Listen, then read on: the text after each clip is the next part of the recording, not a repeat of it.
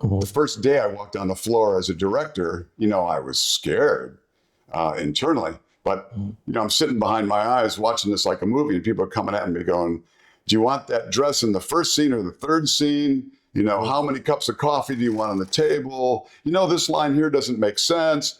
And I just started dealing with the stuff, you know what I mean? And fending off and fixing and changing and going, God, all these people think I'm a director. You better act like one, dude. Get rid of that scared stuff. Put that in the back seat. You ain't got time for that. No time for that. Right.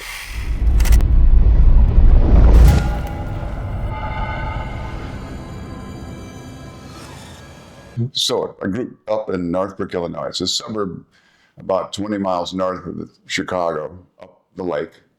So it was, a 3-mile hitchhike to the beach.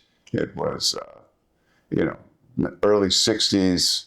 At the end of our actual neighborhood had been carved out of a wheat field of farmers' land. We weren't farmers or anything, but it was the suburbs sprawling. And it was a great place to grow up.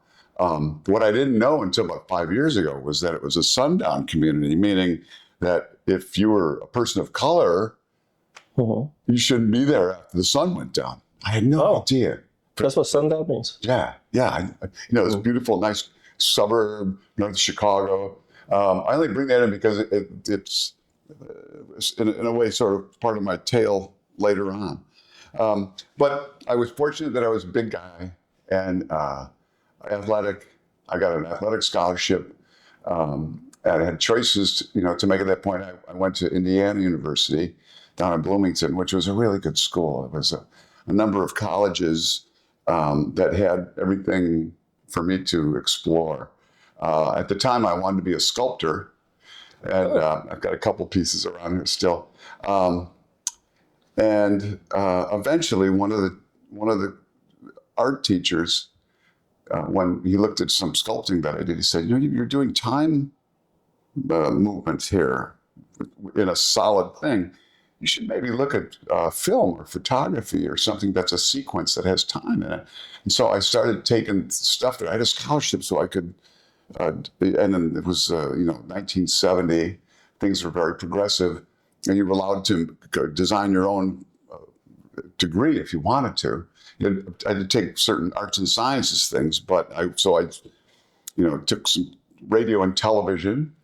I took some journalism. I took my art classes and different things because I wanted to be kind of like I guess that would be an Athenian man who understood arts and sciences, but also the beauty of music and theater and sculpting and all this stuff. So I was, and it was the 60s and all that stuff. Anyways, I shot a film or two there, a couple of them, and liked it a lot. Okay. Also wrestled. I was a football wrestler and football player for my scholarship. And that helped me when I left Chicago and went down to Atlanta. It's funny what a film mecca that is now.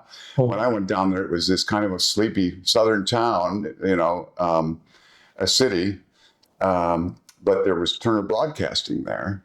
And after I actually was involved in a, what they call it, like a Superfly movie. Or some people would call it black exploitation movie. But I got this job in a film that never got completely done as this white gangster in this thing who had a love interest with the sister of this black gang from Atlanta. And it was great because I met all these really, incredible people by picking up a hitchhiker. All right. I was, trying to get in at these different TV stations stuff, and I was getting nowhere. I pick up this guy, and he's from Brooklyn. He's this little dude, and he's going, I'm going to this movie set called the Atlanta Transaction. So they just fired the main actor, the guy, Rick, it was his character's name. Dude, you should come down and audition for it. Because at that point, I didn't know if I was a cameraman, was I an actor, was I a musician? I was everything. I'd been down in Mexico for a year visiting my sister and got in a band down there. And I had a real adventure, though. But perfect time to live dangerously. Like you're 20, Yes. There's nobody hanging out there. Okay, so long and short of it is, I go in for this audition, and as I'm walking in, there were maybe 2 or 3 other non-people of color like myself who were You guys are the minority. white gang members, right? But as I'm walking through to go back to the producer director thing, people are going, "Dude, are you the new Rick? Are you the new Rick? Dude, I really got a new Rick." And I actually had hair that a nice talafro, and some sideburns and stuff, and looking buff. I go in, I talk to the guy, and blah blah blah, and he gives me a couple pages to read, and I read them, and it's stuff like, "Get out of the car, be cool, I love you, baby," and stuff like I read it, and she goes, "Yeah, great." Boom. Cut to, they take me into wardrobe, or I brought my own suit. I went home and got my suit. I don't know, but we were shooting in 6 hours. We did a shootout in this parking lot. It was the greatest. And I could go on about, going out into redneck Georgia with a black crew. And it was a film crew, and we were bringing Bentleys and stuff out into this cornfield to have a meetup between the white gang and the black gang. And some of the local rednecks thought it was real. I'm not kidding you. But imagine hearing gunshots go off and realize, like, whoa, we're not to the gun scene yet. And there's no shooting in our scene, And then people running and going, no, state cops coming. And, Right. it was a real Atlanta adventure. Oh, man. But there was no pay for that because the movie broke out. So now I'm like broke. I'm living with my parents like people do now, all the time. My dad says, "Why don't you go over to Georgia Tech?" My attorney wrestles there in the afternoon. Go, he's tired of me like 2 lions in a cave, go wrestle and go get your ass kicked somewhere or something. So I go over there.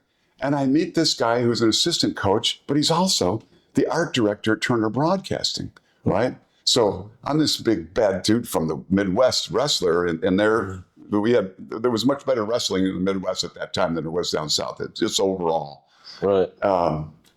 So I was like a big dude in this gym, and the guy wanted me to be a coach, and I said to him, "Well, I would like to do that, but I really want to work in television. Can you get me in at Turner?" So this guy wanted me so badly to coach, he got me a job in the art department. And this is a part of, career going that, like you say, up different roads. I got in there, and there were people that came in every 3 days with beautiful portfolios that that deserved the job I had better than me. Okay.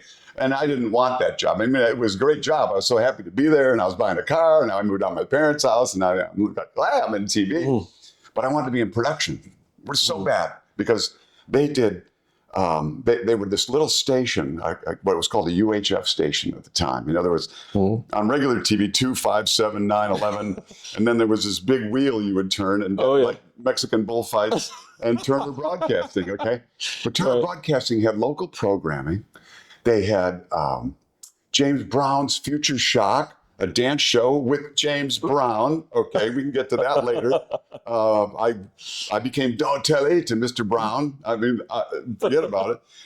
They had professional wrestling in this little theater that was just so wild. And I learned how to choreograph fights from that. You know what I mean? And so, but I wanted to get into production. And prior to that, I was in the art department. At one point, and I would go see the head of production every Friday to go, got a job as a cameraman, or you got a job as a cameraman? He's like, "No, we don't. I'll let you know, leave me alone." So finally, one of the cameramen that I had befriended came in to the art department one day and said, "They just bought a mobile TV unit. They bought these trucks with cameras and stuff, and they don't have anybody to drive them. Man, you should go get a trucker's license." So back then, they used to have these on these matchbooks, this company called United Systems, and it said, "Learn to drive the big rigs in 10 days." Right. So I freaking call United Systems. I get my I learned how to, shift gears. CDL. I get my license. I go into the production guy on Friday, and he goes, "No, we don't have any jobs." And I put down the driver's license. He looks at me and he goes, you want to go to Austin on Tuesday? And, cut to me rolling down the road with this truck. And it was such in the early days that it had a red, a green, and a blue stripe on the truck that said Turner Broadcasting Color TV. Okay. That was just big back then. Color TV, not just black and white, baby. We got color TV. And I'll tell you what, driving around the South in that truck was such a wonderful adventure. And it was the time of CBs and, Breaker 19 and Western 20 and Moby Dawn, the 557 and, Keep Your Shiny Side Up. But Turner was cable TV and everybody had it in the South, so it was a known entity. And so, we had this truck that wasn't just a truck, it was painted really cool. It had silver rims on it, and stuff like that. And when we would pull into truck stops and stuff, people loved us. It was really a great adventure. Eventually, and then things would happen where sometimes we get called from the networks to lend them our equipment, because not everybody had that kind of equipment down there at that time. And along with driving the truck, a lot of times, the head engineer guy that would come in later showed me how to set up the cameras, and I knew how it all plugged into the truck, and I started learning all that stuff, realizing, hey man, I can do more. I am going to be a cameraman, and I liked it, and I knew how to use cameras, and from school, and my mom used to have an 8mm, and she was like the director producer in the family if we go on vacation, but she would let me shoot and all that stuff. Anyways, that rolled into becoming a cameraman also. So when we weren't on the road, I was doing shows like James Brown's Future Shock, which you can go on YouTube, and there's some of that. It was great. It was Mr. Brown bringing in, selling his music, which was at that time Hot Pants Parts 1 and 2 and Get Up Off That Thing and all that. And I would always give him a hard time about, I'm going to segue for a second here, but about playing the old music. Okay. So, I loved his early stuff. He played the organ and stuff, and he and his band, the JBs, which are really tight, very tight. Please bring in the JBs, And he did. He brought him in one time. This is a side story that we're so excited. He brings in the JBs, okay? And it's like Bootsy Collins, or I forget who was in there, Maceo, these guys, famous musicians. And they're sitting in the studio and they're smoking cools and the kids are waiting. And Mr. Brown goes into the audio booth and they want to set the mix up. And there was only like 6 instruments or something like that. He gets on the public address and he goes, Maceo, hit it. These guys get up without talking. They put their cools in their strings, like that thing. He goes, and like that, they go, do-do-do-do-do-do, do-do-do-do-do-do, and they start playing this riff, Kids start dancing, and it's going on. Mr. Brown's in the control room with this guy that used to mix the Atlanta Rhythm Section's music. Troll, he's the voice of This is CNN. People think that's just Darth Vader, James Earl Jones, but it's really Troll. They're there and they're mixing. Mr. Brown finds this is going on for a long time. And then Mr. Brown goes, I don't like it. Cut it. We're not going to do the band. I'm going to go change my clothes. And so he gets out of his what would be his dance and singing number and his host clothes. So he goes down the hall. I'm on the center camera, wide camera. And so I was kind of the stage manager in this situation. And I'm watching, and the kids are still dancing, and they're getting kind of worn out. We got 2 or 3 shows to do. So I go to his manager, Al, who was Reverend Al Sharpton. Oh, wow. Was his manager at that point. You can look that up, man. And he had, So I go to Al, and I say, Al, Mr. Brown forgot to turn the band off. You could tell the guys to sit down. He goes, oh, no. Nobody turns off the band at Mr. Brown. Okay. So you got to go get him. So I go down the hall and, Mr. Brown, it's Don Telly. He goes, what? I said, you forgot to turn the band off. He goes, oh, and it's like, he opens the door. He's half dressed. He's got on like this silver lame jumpsuit. His hair is coiffed and he's barefoot. And he goes running down the hall with me and he goes into the thing and he goes like that. He goes, Maceo, kill it. And I swear, in 2 beats, boom, boom. They stop. They put their butts back down. So I got to see the JBs play live, there. But I didn't get Oh to my see him God. play again until I came to New York. Now, I was, that's a jump, and it's probably a good segue. I got to a point where I ran into a guy that I'd gone to school with who was working for ABC when we were renting equipment. And he said, man, you got to come up the city. You live 2 blocks from here in an apartment that then was like $300 a month. It's probably $3,000 a month now or something. Lived on his couch for about a year. But at the beginning of that episode, I came to New York with like $900 in a van of crappy furniture. I didn't bring the furniture at first. I just had the $900. My daughters hate hearing that because it's like, oh, you had it so hard. But $900 could go away back then. Right. When I got down to my last like $6, $6. yeah, I would go on 6th Avenue where the hotels were, and go to their happy hours because they would have hors d'oeuvres and stuff, and I'd buy a seltzer for like $1.50 or $2 there or something, and then just eat peanuts and hot dogs, and it was like that. But a wonderful time to be alive. Yeah. And got to a point where I got into interview with ABC. And eventually got hired as I was my friend got me up here, David, and I couldn't get into ABC, and he introduced me literally to a video criminal. This guy had all kinds of stolen equipment with bullet holes in it that people had shot because he didn't pay them. And people would call me from Atlanta to go, hey man, how's it going? We're going down to do spring training baseball. And we're thinking about last year when we were there with you. And I'm like, oh, everything's fine, and I'm in my apartment, like starving, going, I wanted to shoot myself. So I finally got to a point where I didn't know if I should go home with my tail between my legs and hope that Turner would hire me back, or stay.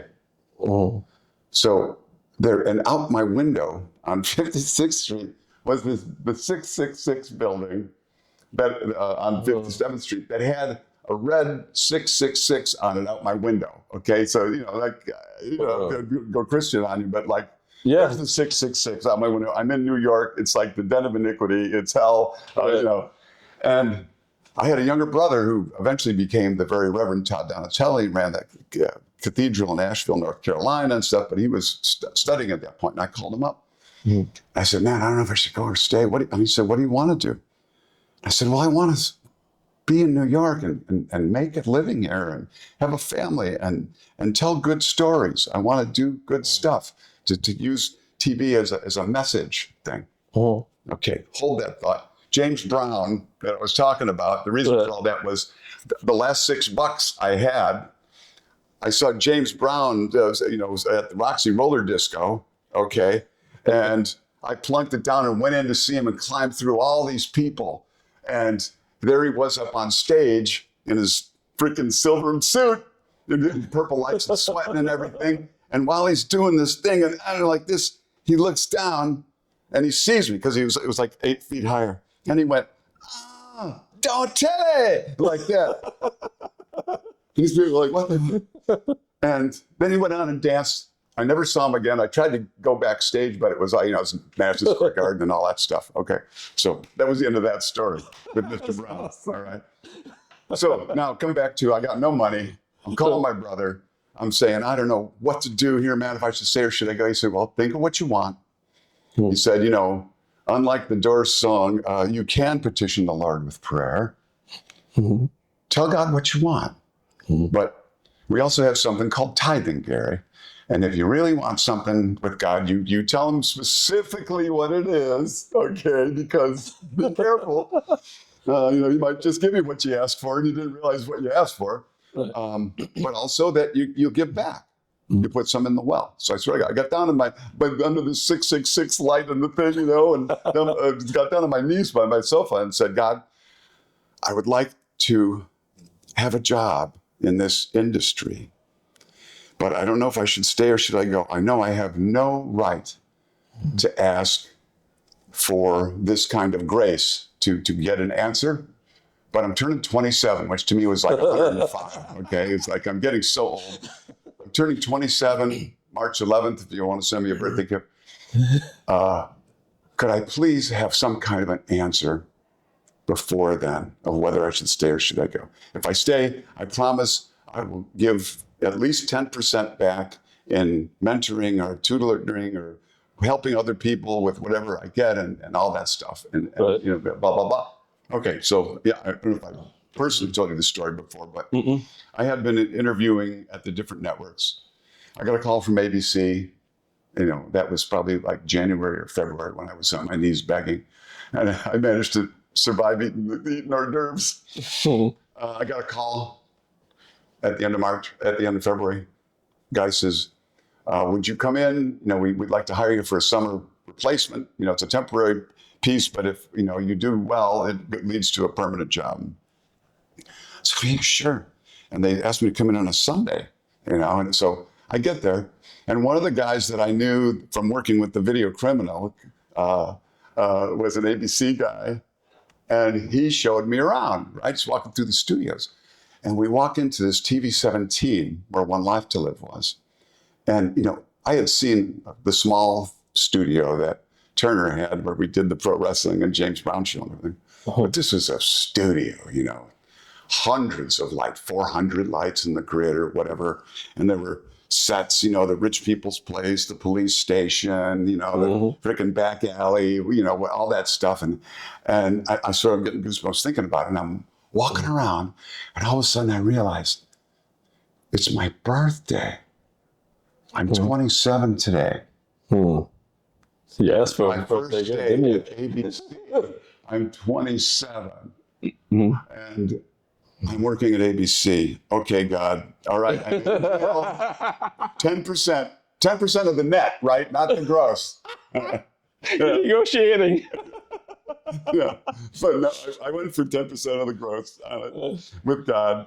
And of course, yeah, you probably know because I'm sure you do some mentoring. And what you do, every time I have gone to help somebody, more richness has come back. That wasn't the design of it, but that's how it happened. So with the sports background, with what I learned from shooting Turner and truck driving, and then working with this Video Criminal, who, you know, that's a whole story of this guy knew how to make TV anywhere. So while he was, you know, criminalizing, he would do stuff like, you know, it'd be like Thursday night in the summer. He'd say, dude, let's go down and get something to eat downtown. Let's go to the Village. Let's grab the van. You know, we had a van full of, you know, stolen merchandise and, you know, stuff. We drive down there. He sees this one place with the people sitting outside. There's a lot more of that in New York now than there used to be. And he goes, pull up there and wait for me. So I see him. He goes in. It's got the Berries, this big, you know, gregarious guy. He goes in and he would say stuff like, you know, God, you got a nice place here.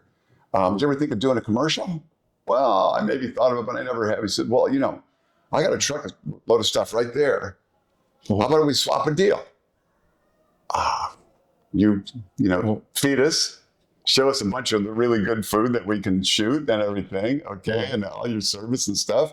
We would just have a moment out here outside here at a table, and we'll cut it into a commercial. And I was like, really? Yeah, great. So then it was like Bob would give me this, you know, thing like steal second base, which meant go find a place to hook up power. Right. And he taught me how to connect to a light pole, how to maybe run one into the restaurant where there was a thing, you know. But he taught me how to do that, right, and how to use batteries and how to do stuff. So we'd connect, we'd eat and be fed like kings. We'd take the film, leave, never do the commercial. Just, you know, oh my God, you know, it was a real New York crazy scene. Right. But my friend had said to me when the guys whose couch I was sleeping on for 6 months, that you know, this guy's a little shady, is what he said at the time when I started working for him before I worked at ABC. But you're going to meet everybody, and it's true. I did. I met an ABC person that you know helped me to get steered into the right place and all that stuff. So then I'm a cameraman, and because of my sports background and everything, I get thrown out on sports crews, and it just linked. I had you know, they had Monday Night Football, and I played football, and I was a linebacker, and I know how to read plays, and Baseball, I was a pitcher. I know how to, things. What do you call it? Tractor pulls. I was a tractor, whatever. Right. But it really linked, and so I was very fortunate in that I was on the road for like, I don't know, 10 years, single, 10. I wasn't even spending the per diem cash that they would provide for us because they had food there in hotels, and it was just an incredible gig. I finally wanted to move up into the company. I really, like everybody, well, I love doing that, but I want to direct. What I really want to do is direct. Like the book. I'm back to making movies like I did in college and all that stuff. And the road to that, at least where I was in the soap operas, because there were 12 soap operas in New York City at that time. Now there are none. There are only 3 left on the networks, but they were afternoon fare and had like One Life to Live, where I eventually ended up, would clear $23 million a year after everything was paid. And that would help subsidize news and sports and things that as ABC was growing in the 80s.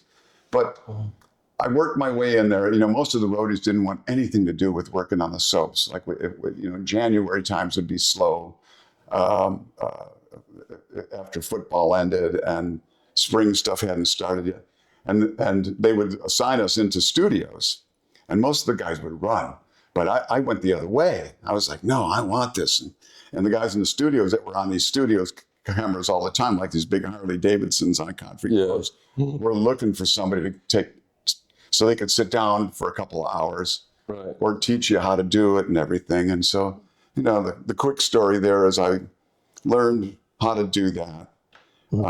Eventually went in for training to become a technical director. And got into the program there. It was funny because it was a pay cut from what I was doing on the road. The road I was making a lot of overtime, was putting away the per diem, but this was different. And also I wanted to get married. I wanted to have kids. I wanted to do that whole thing. When I was on the road, sometimes I'd be watching Sesame Street in the morning and going, God, that was so cool. Really it just like happened in my 30s somewhere. I got married and then ended up doing break studio stuff down in the bowels, really, of the network, running Murphy's soap oil commercials and making sure the signal was right and blah, blah, blah, blah, blah. After a while, one of the positions came available as the technical director on one of the soaps on One Life to Live. And I got in there ended up, I was in the basement of ABC for 3 years, just the craziest shifts, midnight to 8, 10 to 4, whatever. My kids were little. I was sleeping, and I had a room down the basement. I called my tomb. They had no lights, so I could sleep in the day. But I also saved money and bought myself a camera, a Kagami camera, and there were very few handheld cameras at that time.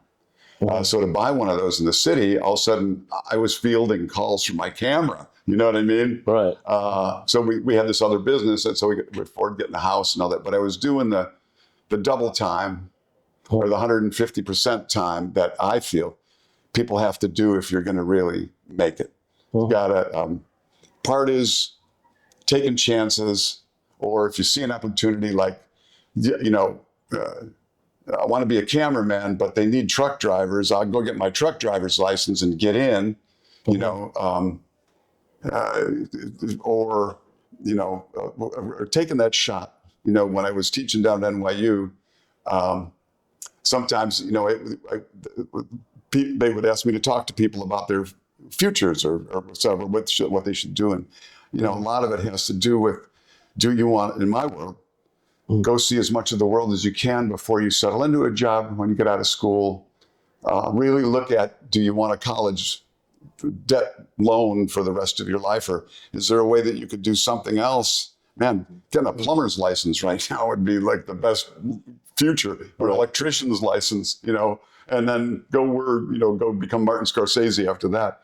But that, the couple $100,000 you might get stuck into in college right now, you maybe could look at a trade or buying your own equipment or something and seeing if there's another way. Times have changed since I was in school in that regard.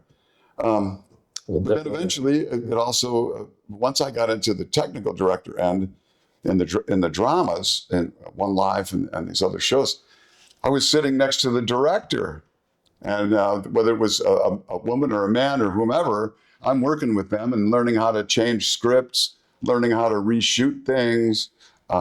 Sometimes this one director I used to walk to the car park with after shows and hear his mind devolve on the way out of what happened here, what happened there. And that went on for 6 years. The older people like me joke nowadays, everybody wants to be a producer, you know, and they get into a job as a production assistant, and then they're like, oh, I've been a producer for 6 months. You know, like, come on, it's time for me to be a producer. I've been here for half a year. You know, it was like I drove trucks for 2 years. That was my road. Start for a year, you know, start working. For a year. You know, 10 years as a cameraman, 3 years in the basement, you know, as a technical director, 6 years more learning the technical director end. And then an opportunity evolved itself where one day they brought in a theater director to direct, a guy named Lonnie Price, who's a very famous Broadway director. But he wasn't a TV guy, he was a drama guy. And so there was a big scene, and he had it laid out in the script pretty well. But when we went to dress rehearse it, and it's ready 3, take ready 1, you know, things were going by, and he was lost. And it's easy because you're looking at, you know, whether it's 4 cameras or whatever, and cueing things in and out, and booms and whatever. So when the scene ended, and it was time for him to go, you know, take the producer's notes, turn to the producer and talk, and then go out, I said, listen, I know what you want. Just deal with the performance stuff, and I got you covered, okay?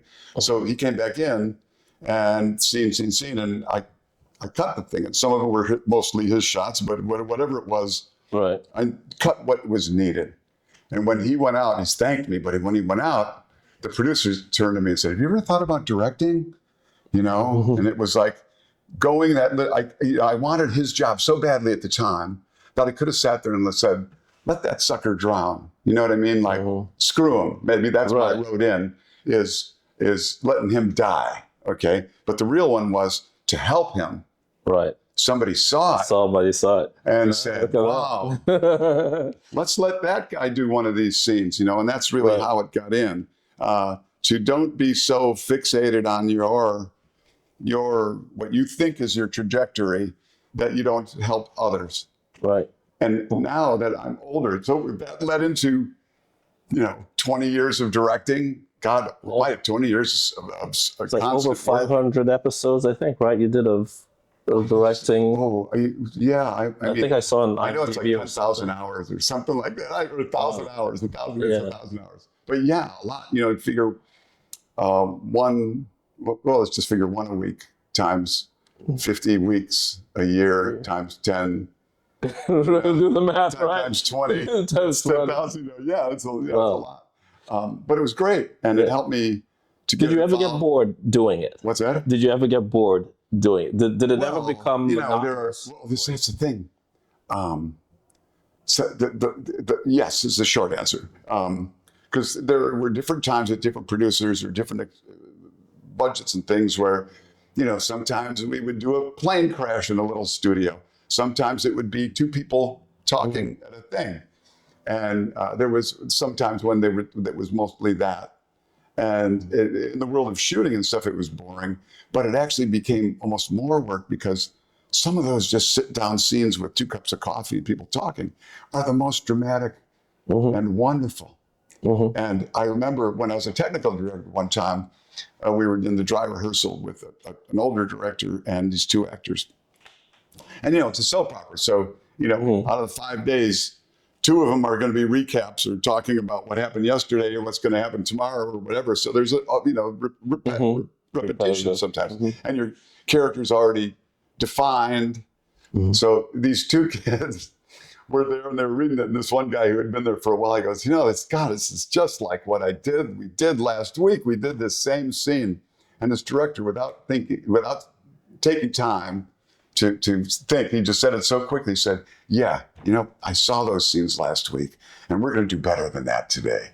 You know, it's like, you know, never mind the boredom shit, kid. There's work to do here. Right. But overall, no, it was not. boring in any way because, from the first time someone came at me, I had to quit ABC, which at the time my wife was quitting a permanent job with stock option plans, medical plans for something that's a 3-year contract, Right. And what she didn't know that I knew at the time was, yes, it was a 3-year contract, but they could have offered me at any 13-week increment.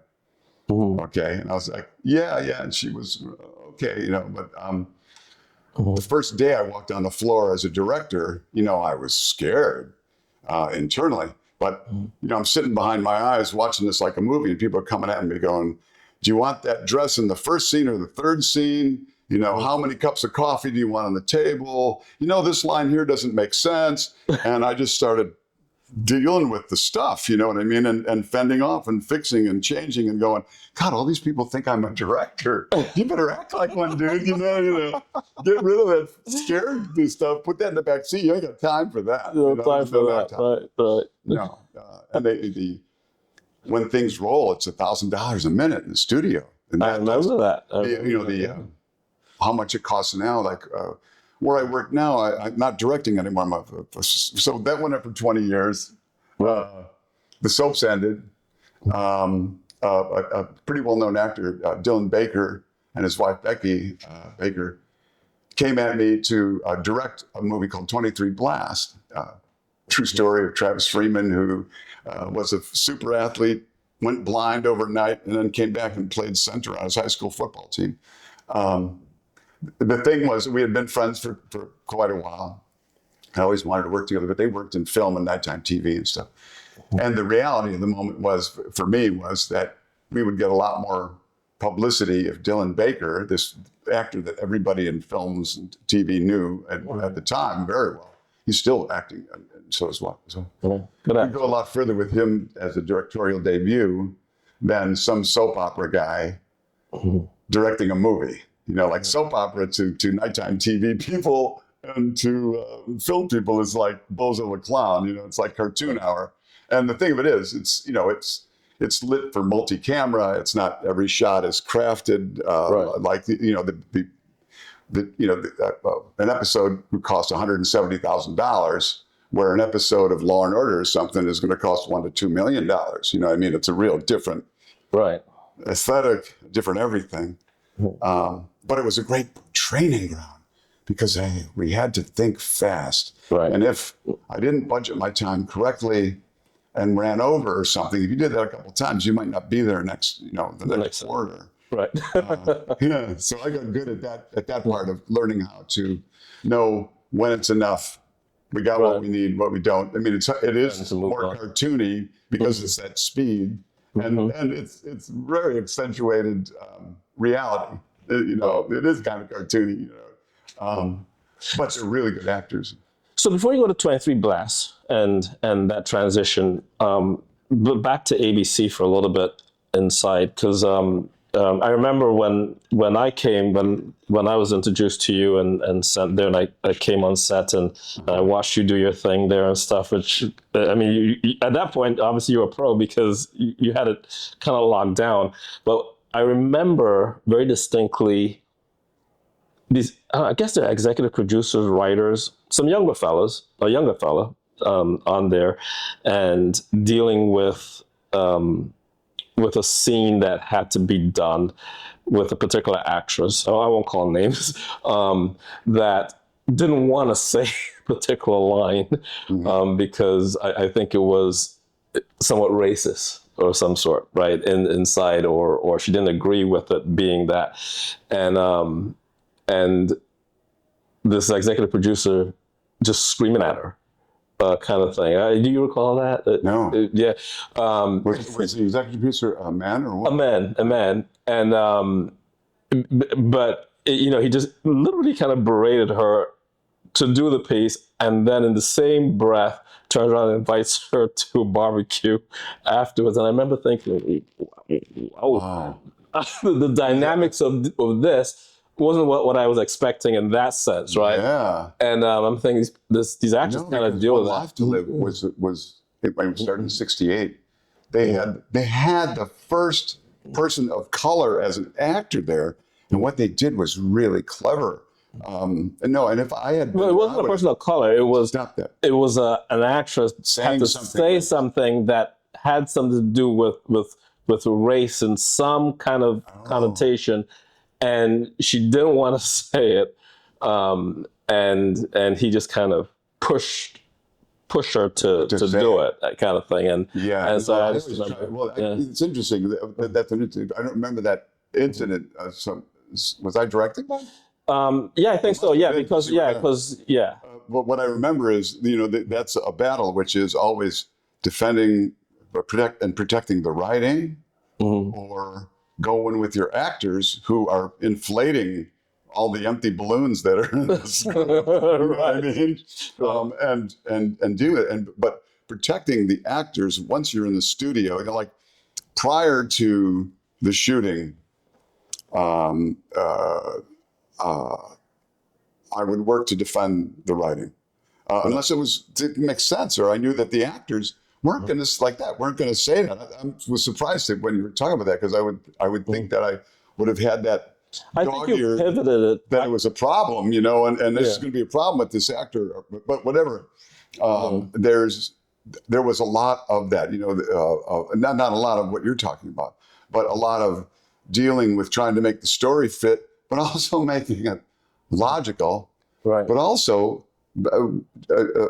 protecting against that kind of thing. Because what I started to say was in 68, 69, when the show started, they had this woman who was light-skinned, black woman.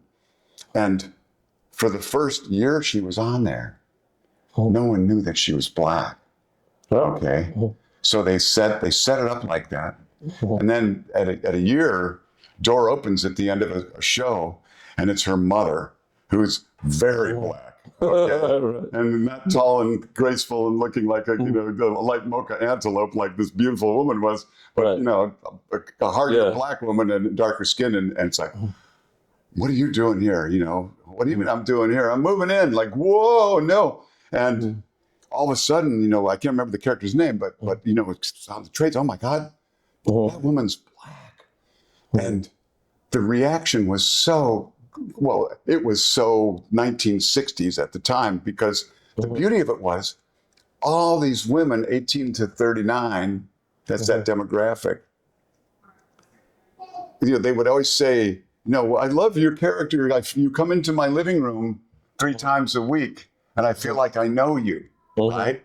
So here were all these white women that had a black woman in their living room that they loved for a year, who had a pet, who laughed like them, cried like them, had a family like them, had problems with their job like them, had jobs as a woman, not necessarily of whatever color, you know what I mean? And it really hit me back then, the effect of that. They also had the first Jewish family, the Woleks, their real name was like Wolakowski or something like that. And that was therein about what they were going to be different about at One Life to Live.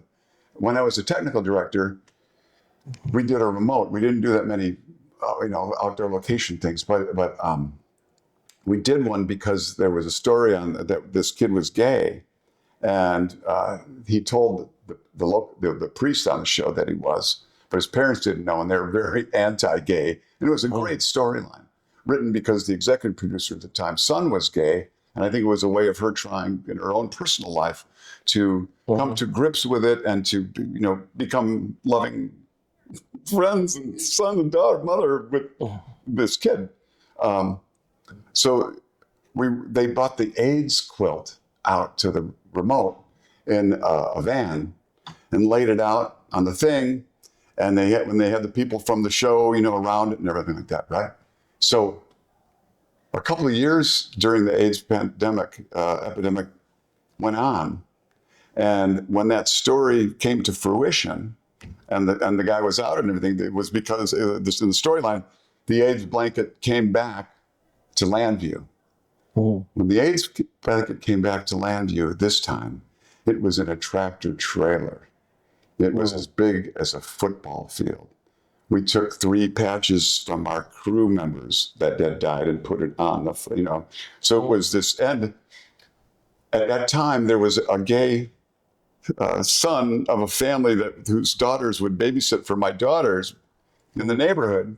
And I went to a party at their house, and I was in the kitchen with the gay son. His name was actually Faxon, like Fagson. It was like crazy, and I don't mean anything to spread you, Right. but Faxon and his mother were in the thing, and he volunteered to me, God, I saw what you did, on your show with One Life to Live with the AIDS blanket and blah, blah, blah, and talked about gayness in front of his mother, who was a very, very liberal teacher.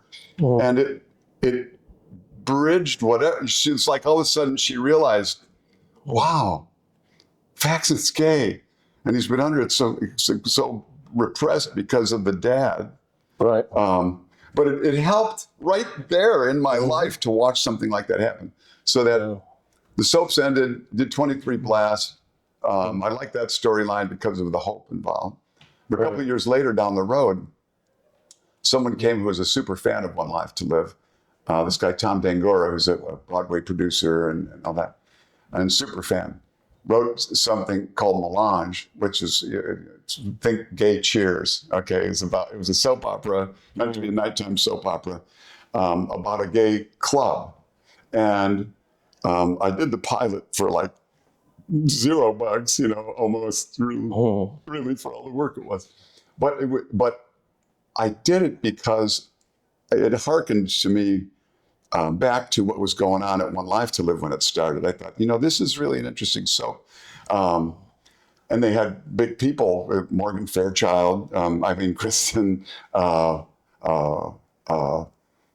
different Alex Newell, who's a huge entity right now. But anyway, to me, it seemed like it was this soap that would make people laugh, but it would get a lot of these same soap people, women 18 to 39, 49, watching, once again, in their homes, Right. people that they wouldn't get to see and look at them in a different light, to not be afraid or to be threatened or whatever like that. Right. So, anyways, what was the question? Well, that's all right. Well, certainly would like to, you made that change over from daytime directing and moved into producing. But one of the other things I remember that you were very passionate about was, being part of the Guild, the Directors Guild of America, and you held an office in that, right? I did. What was it? I was, first a national board member, which is really wild. There's 25 people, and in there's Christopher Nolan and these female directors. I'm just Leslie Lincoln Glatter and Steven Spielberg, and oh my God. And when I first started on the board, there were a bunch of soap operas, so we had a power base.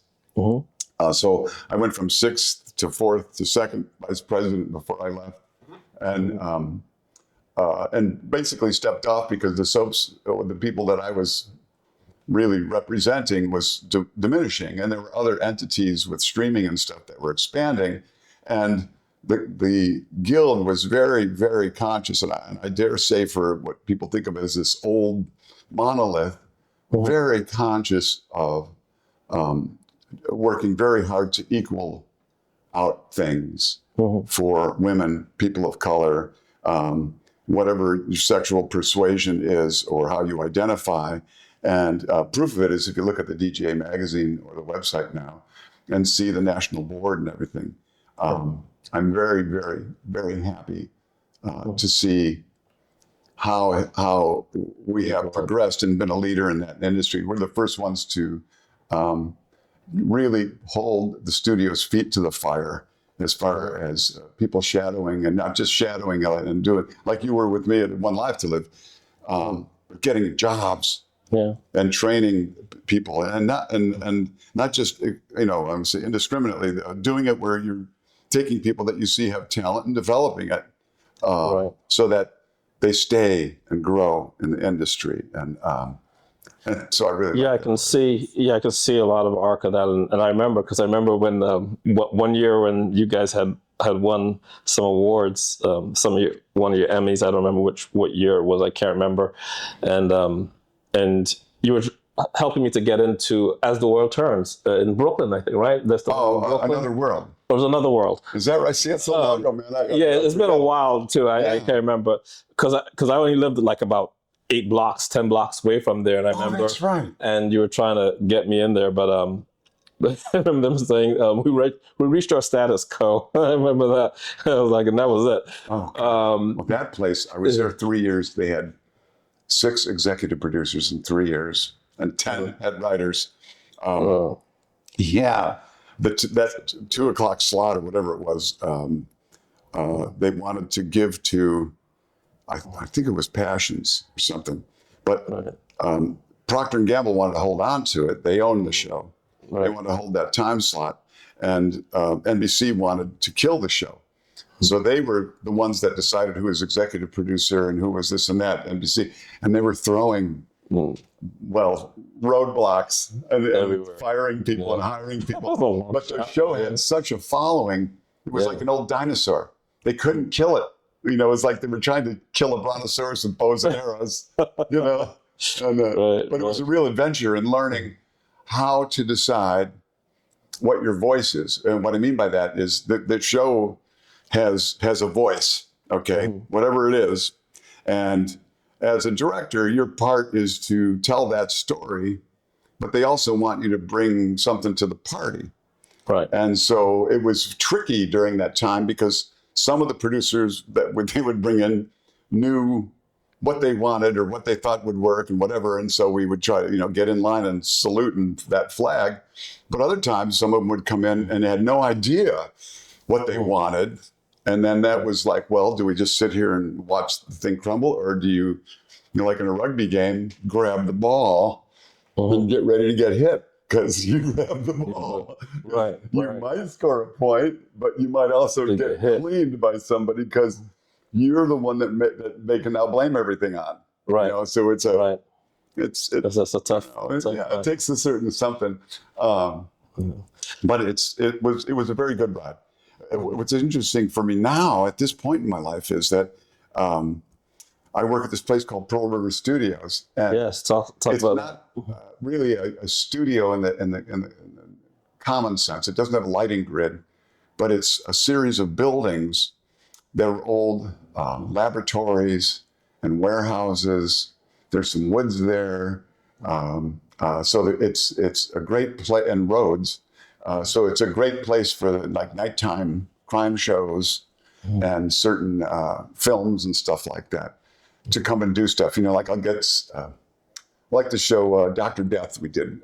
We do a lot of Law and Orders and everything, but they'll come and they say, we need a conference room for an oligarch dinner. It's going to be very opulent.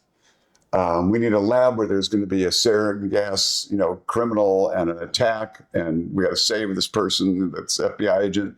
And then we want to tie a guy to a tree and light a bonfire, and, something like that. How do you guys make all that happen? So yeah, I work with them. I show that what'll happen. They come like Indians. First, a location scout comes, and I work with him or her to show them where they might burn a tree and do whatever, or have an oligarch thing. Try to give them a couple of options through these big buildings. Then if they like them, then the director and maybe 4 or 5 more people, producer, that is art department guy, and maybe the DP come and do a walk around. And then if they say yes, then it's time to go to contract. And I have certain templates with the contracts to include things. I say it's like being a Hollywood realtor that has to make sure the toilets work, but provide where they're going to put their camp, which could be 20 to 60 trucks. Wow. Say 40 to 120 people or something. Where they're going to put that? Are they going to use bathrooms in our facility or bring their own? What parts of the campus do we need to shut down to let them do what they do?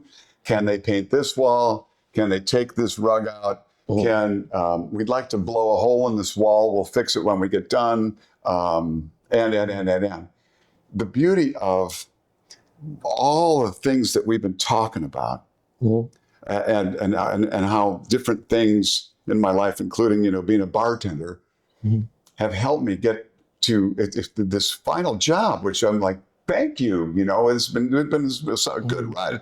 My ninth inning, if you will, in my career is something where I talk to truck drivers, I talk to people from art departments, I talk to camera operators, I talk to directors, I talk to producers, all the different things that I got to do that led up, on my trail. And now it's, I would think like I got to direct and be a vice president, all that stuff. But now I'm on the other side of the hill, I get to use. Right. And there's something about every job that makes it called work, or they wouldn't have to pay us to do it. But I am so blessed that I got to have the trajectory that I did. You know what I mean? And I worked as a laborer, so I know how the carpenters work. The video criminal taught me how to hook up electricity to anything, so I know how to talk electricity. That's the most unique piece of story. Also, I know that in a group of 100 people, there's going to be 2 or 3 outlaws, okay? And I was one for a while with that guy, so I kind of can keep an eye on them. Keep an eye. Wow. You were also doing something with a museum. Was it the Barrymores? The Barrymore Film Center. The Barrymore Film Center. How's that going? Oh, it's going great. My relationship with them started actually when I was shooting a location thing in Fort Lee for One Life to Live. We would go to this Boy Scout camp out there, and if you do nighttime TV, you shoot 3 to 5 pages a day, and you're doing great. We would go out to the woods, and just for that day, I would shoot 63 pages with one of the stars and 3 people, and figure out how to shoot so that we would use the sun as the backlight, and it was very, very clever. But I met one of the people from Fort Lee's Film Commission who came out to say hello and everything, and became friends with them. Fort Lee is this unique little town right across the George Washington Bridge from Manhattan, where 110 years ago or so, the silent film industry started, at least here. And there were a dozen studios on Main Street there that did all these old Max Sennett movies. There was a woman, Alice Guy Blanchet, who had worked for a camera company in France and came there just after the turn of the century, the last century, and set up studios, Solac Studios. She designed a studio that a roof opened so you could use natural light. She's regarded as the first narrative film director.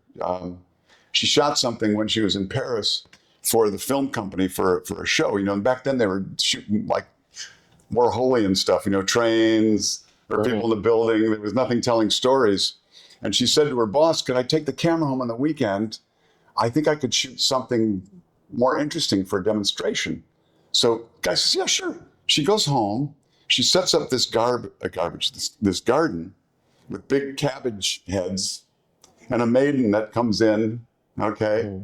And she reaches down in the cabbage patch and pulls a baby out, okay? And you're probably not old enough to remember Cabbage Patch dolls, but there was a run of babies called Cabbage Patch dolls about 40 years ago or something. But it was a steal from that. But that moment of this woman doing this, garden fairy with a thing was the first storytelling freaking film in history. Okay, the French didn't want to give her the accolade for that because they're very centric. So they called her the first female director, the first female narrative director, but she was really the first one. And she lived in Fort Lee. And in talking to them, they wanted to get her commemorated or acknowledged by the DGA. She directed and produced over 600 films. She was working on sound on film. She would direct on horseback. She did comedies, westerns. The first film with an all-black cast. This is like 1917 or 18.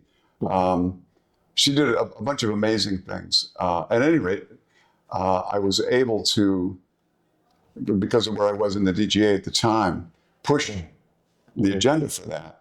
And we have what's called the New York Honors every couple of years in New York, where they honor somebody from our crowd, but then also it could be a union leader, it could be someone, Shonda Rhimes or something, or someone that's in the industry that's a mover and a shaker, sometimes a politician that helps us save copyright stuff and like that. But so the DGA that year, when they commemorated her, got Martin Scorsese to do the talk up on her, which was great because he's such a film historian. And you got a picture of him going, this woman in 1917, before women could even vote, was running a studio by herself, 600 films. And then he would talk, he made Mad Italian Love to her. That night, they gave her this posthumous award that they had given Kurosawa and just a couple other, oh God, I'm blanking on the black director that worked there with her. Oh, shoot. Gordon Parks or Ben People. Gordon Parks. No, this is Ben Peoples. years ago. Well, that's actually before that, right? Yeah. He did the first, oh God, I can't think of his name. I'll shout it I'll out look it in up. the morning. Okay. But at any rate, that happened. And then when they started, the mayor, Mark Sokolich of Fort Lee, dog-eared $15 million to build a film center on Main Street where these companies had been, and to rejuvenate the downtown of Fort Lee, which it has. And so now there's this film center there, and I'm a trustee of it. Right. And they show just, there's modern films, not current run films. It's like an educational thing. We show just movies from, 3 years ago to 100 years ago. They have an organ in there. If they do silent films, they have the whole thing. They did it amazing. And then have different themed festivals. There was a Jewish film festival that they did a couple months ago, and there was a silent film, a full length. I don't know how long it was longer than 90 minutes. Film about this kid that grows up. His father's a rabbi in this little town. And they want him to be the next rabbi, but he wants to dance and sing, and he runs away and goes to Vienna and becomes this big star. He cuts his payas off and all stuff. But it was a predecessor of a film called The Jazz Singer. It was silent. There was a guy on a grand piano and a woman on a violin that scored the whole thing and played a live score to this film in our place. When it was Godzilla week, they showed all the Godzilla movies, including the original Japanese Godzilla, which, there were differences with it. Godzilla came out of, and they shot it right after World War II, okay? And the story of how they shot their movie with monsoons and real people and stuff is worth looking up. But in their story, Godzilla comes out of the ocean after all this underground atomic testing, and he comes out radioactive and hits Japan, okay? And of course, there's the story is that the scientist wants to study him so that the next time it happens, they'll know how to be prepared for this atomic something coming at them. And the young scientist who's in love with the older scientist's daughter, wants progress and wants to kill Godzilla and, do it. And it was an interesting, metaphor for what happened to Japan. Of this thing came at them, an atomic bomb that destroyed it and left radiation. And then it wasn't over. It went in the Godzilla movie. Godzilla goes back in the ocean. Right.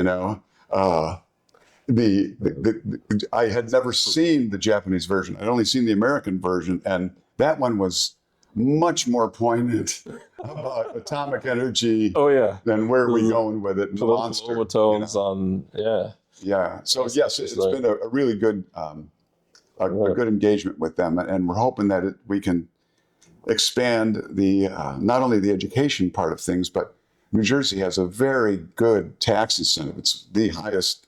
Yeah, that's what I'm hearing from. And they're just rolling with productions, and that also means we need trained people to work. There's a couple, not a couple thousand. I forget what the number is. 15,000 union members that work in the tri-state area that live in New Jersey, but they're getting old, and we need to continue training. And so we're hoping that we become a hub for that. Yeah. Okay. So in today's world of having worked, having been in the guild and so forth. How do you think now, today? I mean, I see they got all the different steering committees and stuff like that, which they didn't have a little bit earlier when I was trying to get into that space. So they've become a lot more inclusive in a lot of things. Yeah. But it seems like getting into like episodic directing and stuff like that's still difficult. Well, it is. I mean, yes, it is. I mean, they have all kinds of training programs, but so you got to know someone. Well, imagine people hate sports analogies, but imagine it in baseball terms, and or let's say football terms. You don't just go and join the Kansas City Chiefs and now you're playing with Mahomes. You know what I mean? Right. You gotta play pee-wee football or go to college. Now the NCAA is such a mess with what they've done, but it's equally out to teams because all the rock stars are immediately going to the pros. But when I played football in high school, I was a little local rock star.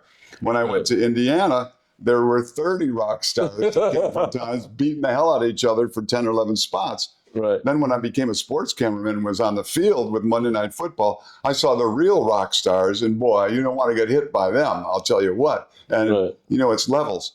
It's very much the same. Mm-hmm. There is, as I appreciate you pointing out, there's much more representation for all kinds of people. In the DGA's attempt and other places as well, but we're talking about that there. It's still very, very difficult to get into those, like the episodic situations. Mm-hmm. And but there's two things about it right now. One is what we're talking about with major and minor leagues, and I would always encourage people to understand that they have a camera in their pocket. Okay, they've got a movie camera in their pocket. And if you don't, you can borrow an iPhone or a Samsung. One of the nicest documentaries I saw was judging student film awards at the Barrymore, and it was great. It was these three high school kids. One was black, one was Asian, and one was like Russian or Eastern European, and they were sitting in one of their homes having sandwiches, peanut butter and jelly after school. And the mother said, you all are like second generation Americans. Your grandparents and people came from somewhere else. Why don't you go to Queens where all of you have family and go shoot? I'm getting goosebumps talking about it. Go shoot what new immigrants feel about being American. Okay, and they did this great, such a hopeful thing. I mean, it showed people working freaking hard, and really busting it. But it showed this kind of hope in our country that you want to believe in, you know what I mean? And it was beautiful. It was shot so beautifully, and the sound was great. And after they won this award, I was talking to him. Says, "What did you shoot on the red camera? What did you shoot on?" I went, "No, I shot on my Samsung." Where I saved, money and put money down on a video system that was 30-pound camera with a tape machine separate and all this stuff. It's all right there. Yeah. And you can you can send it right there. I mean, oh my God. Yes. You can draw on it right there. When I was working at Turner with Mr. Brown and with the art department, if you wanted to put up Rain-X, allow 4 to 6 weeks delivery, Atlanta, Georgia, 30309, $14 or something. To get that graphic up, you had to say, okay, I want a yellow background. I get a yellow art card, okay? I want to use Helvetica type style. I've got to go to this lead drawer of letters that were backwards at different size points, put them into this metal thing and lock it down. Plug it in because you were heating it up and sticking it up in this thing. Then if you want blue letters, you take blue cellophane roll, lay out the cellophane, pull down these hot letters, burn them onto the card, make sure that the edges are clean, take it over to another stand, a light stand, shoot a slide of it with your camera, which meant it got sent out for 3 days to get developed and put into a slide that we would put into a carousel in the control room, project it onto a wall, and then a camera would shoot that. Okay, that's what that graphic would take to get done. Wow. All right, yeah. And I remember like pressing letters thinking, this is like Gutenberg printing. I mean, this can't be the way, you know. Right. And Pong got invented, you know, the first video game with the goals. I don't know if you remember that, but it was like these 2 goals in this thing that you could hit. And all of a sudden, electronic graphica came in. And then it just exploded to what I'm talking about now. You're on your phone like this. So, you know, imagine kids that are my age then, you're whatever, 20 years old. Right. And what's going to happen in the next 50? I mean, you're seeing it. You're seeing 3D, AI, you know, it's the whole big thing to talk about. I mean, that is so changing everything about what's going on. I'm on a special projects committee still. I'm one of the old duffers in the DGM. But, you know, we're working on a symposium called What the F star exclamation mark is going on? You know, what's going on? Right. When I started, there were, you know, all these soap operas. I got a 20-year run so that I could get pensions and medical plans and all the stuff you don't think about when you're 20. Right. When you get to be 40 or 50, you start going, oh God, I go to the doctor. It costs how much? $3,000? Yeah.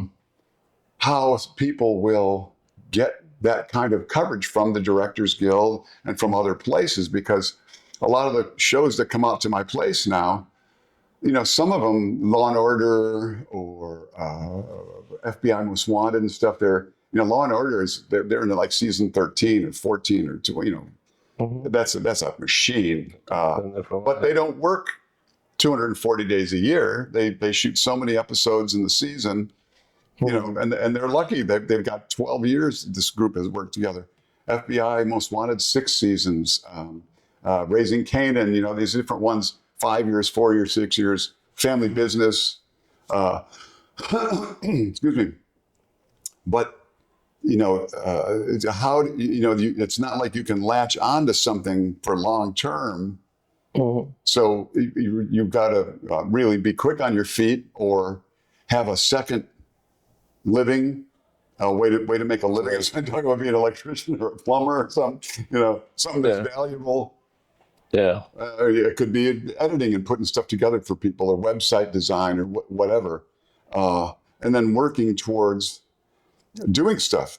The real way is, you know, not unlike stuff that you try to do, but of, you know, if you are someone that can write and put down or give a slice of life that people have not seen before and explain it well, and get your friends to take a couple of iPhones and shoot it and put it, you know, and put something together. I mean, you know better than anybody how hard that is, but that to me is the future. With right now, you know, streaming. The people that work on these big shows that come out to where I entertain them, they don't know if those networks are going to be there in 5 years. If the networks are going to be there in 5 years. So there's a lot of, it's not like when when I was getting hired for the summer to see if I was any good while people went on vacation, those staffs are gone, tightened up, whacked. And even, you know, big stuff like Severance and things, we had them come out, and when they first started, you know, it was just like an unlimited budget, you know, with Netflix. And you know, Netflix wasn't reporting all their earnings and all that. But now things are very different since the strike happened and the pandemic happened. Things are much, much tighter. And the way I look at the future in our area is you got to get either your own voice, or what is it about what you can shoot, whether it's an iPhone or a Red Cam or whatever it is, that makes you unique or specific, or not unique but reliable, or you know what's your niche, what's your piece of the action, right. What do you have to you got to bring have to a the very table? specific perspective on Yeah. what you're I bringing. don't envy people. And it's a competitive space now. Yes. For that. Well, it's always been competitive, but it's even more competitive now. And to how to make it financially viable. But you do have ways of putting it out to the whole world that they didn't when I was pressing letters that took a week and a half to develop. You know, you can put it out right now. That's good news and bad news. Right. And because it's so global, chasing that, you know, like 78% of what runs in the Directors Guild, the pension and medical plans is residuals, meaning replays of your work, which sounds great globally, which is great globally. There's like global markets, but also, you know, when Steven Soderbergh he did a two film epic on Fidel Castro and Canada and Che Guevara and everything, and before he could even go and put it out himself down in South America and up here, it got pirated and just got stolen. Oh, yeah. Just killed them. I know with our little film 23 Blast, it was starting then, and it's like whack-a-mole on YouTube. You get rid of one and there's two more, you know, especially a movie like a teen movie. Yes. Oh, man. I've experienced that. My very first film, actually right out of NYU, when, you know, I thought it was hot stuff, and I just picked up a Canon XL1 and I shot 26 actors by myself with this little thing in a film called Avatar: Life After Addiction, and I put it on a festival in Australia. There was like an online festival, and online wasn't very, very big at the time, but it was kind of there, and I get a link to buy my own film back from a Chinese company for $1. And I look at this, and I looked at, kind of like in the metadata where it shows how many people have bought this thing. It was over 100,000 people have bought this little short film that I made. Yeah. At $1 a piece. Right. So that means that company made over $100,000 on my short film, and they're selling it back to me. Right. And because it got pirated. Right. And you didn't jump off a building. Yeah, I did. I was shocked. But I realized that it was like in China that I couldn't find how to even get back to these people. No way. And For Michelle, when I did a feature film called For Michelle, and same thing, one of the distributors that was using Film Hub, they said, in some region, some Middle East area, they're like, your film's out there, with kind of like a different name, but it's your film kind of thing. Did you put it out there on a thing? I was like, no, I didn't put it there. So I don't even know how that got pirated. Right. So yes, that piracy is rough. There were copyright laws in America before the Constitution was even made. Right. Copyright's been protected since the 1600s, or attempted to be protected. Right. I was telling you about Alice Guy Blanchet, right? Right. In Fort Lee. She made, either directed or produced over 600 films. And at one point, she got too old, apparently, for whatever. Her husband, who was a DP, left her with one of the movie stars to go to California, where they crashed and burned. She raised 3 kids and then went to try to fire her career in France, which didn't work out. She came back here, and all of her films had been back then they would just clip the front off, put a new title on it, say directed by whoever shot the titles, and it was gone, And what's interesting to me is it's the same as what's happened to you 100 years later, and people are still fighting to protect copyright. It's a really important thing, and it's so hard now. It's a big world. If you had to create a new law that everyone in the world had to follow, what would it be? A new law. That's going to take me a second, man. All right, think about that one. We can come back to it. Okay. I'm going to give you another one. Okay. What is the most daring thing? I'm back. All right. You're back? Okay. Okay. If I had to put a new law, I would say that I would want everyone in the world had to either give back a tithing, a 10% of what they make to help the less fortunate, or donate 10% of their work time a week towards the betterment of the planet. I like that. Okay. If you wrote a book about your life, what would the title be?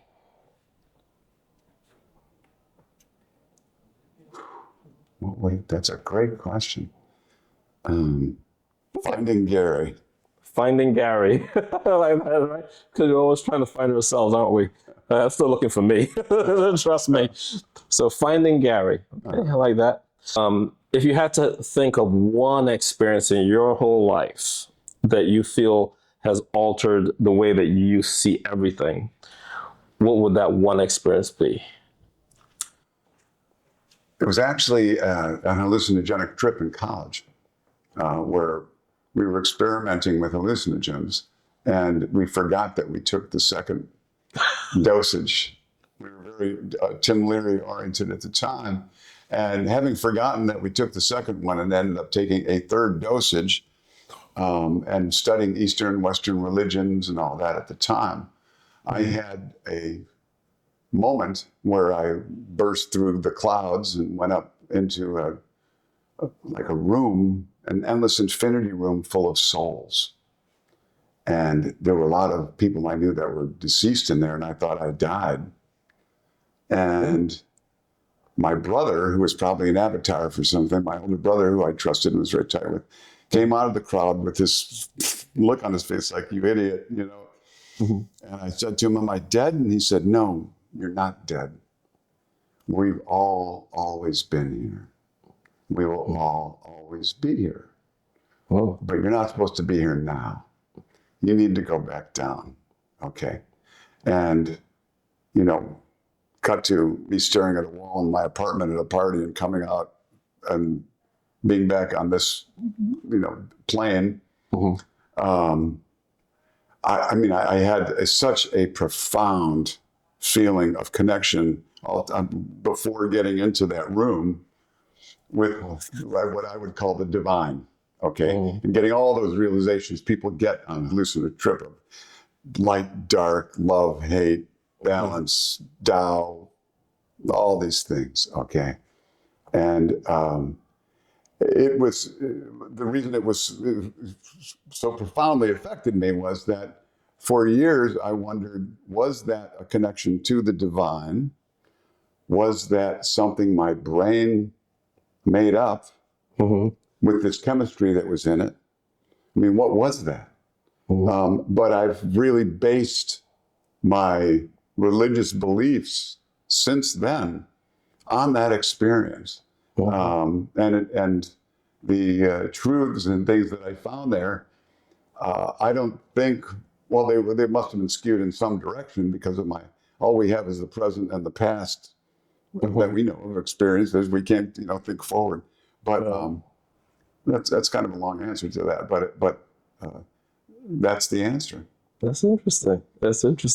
Kind of like Wayne Dyer and his experiences and what led him on his whole walk. Okay, so Rob just sent me back in the question for you, and that question was, are you currently happy, and how content are you within that happiness? That's his question. Are you currently happy, and how content are you with that happiness? Currently, I am happy. I feel like I've had a very good ride on the planet. And as far as content goes, I said earlier, there's always something about work that makes it hard, or they wouldn't have to pay us to do it. I think there are times in my job that are very challenging still, and some of it is very exciting, but some of it's also very challenging. And I'm surprised with all the talk I was just talking about with the divine and a sense of always being here, that I still get trapped like a human in the minutia of what troubles are. And as far as content, I am very content in the situation. I'm always looking for whatever more brings. I ask every morning when I do my meditations for more, but with the promise that I made when I was on my knees here with God saying, I promise I'll try to do the best I can and be the best I can with what I have, and to give back. And in that comes the contentment part of it. It's a great question, actually. Wow. Yeah, no, that is. Well, wow. That's a lot of good stuff. A lot of good stories, and I enjoyed this, and I feel that we can talk for another 3 hours, but we won't, because I know you got things to do and stuff like that. It's a Sunday, and but I appreciate your time and doing it. And I appreciate, I always put, if you look on social media, I always put Gary Donatello as my mentor. Oh, I know you're very kind always, with that. And I appreciate seeing where you've gone and where you're going and will yet to go. Yeah, well, I love your spirit, it's that's great. Yeah, no, you certainly, have been a big influence for me in the space, and the few experiences that I've been able to have at ABC with you, and watching you work and learn from you, and being included in that kind of really, I learned a lot, because I was at that point of just absorbing everything, every little bit, You were very diligent about showing up, and that went out for quite a while. It was cool. Yeah. So, well, I appreciate that. I got to tell you, your relationship with the National Police Defense Fund got me that really nice thing to put my registration in. And I can't tell you how many tickets that's gotten me out of. Yeah, good. I don't drive like a lunatic anymore, but when I was working my film in Kentucky, that thing saved me about 5 times. Yeah, I'm still a delegate with the National Police. My brothers are too now as well, and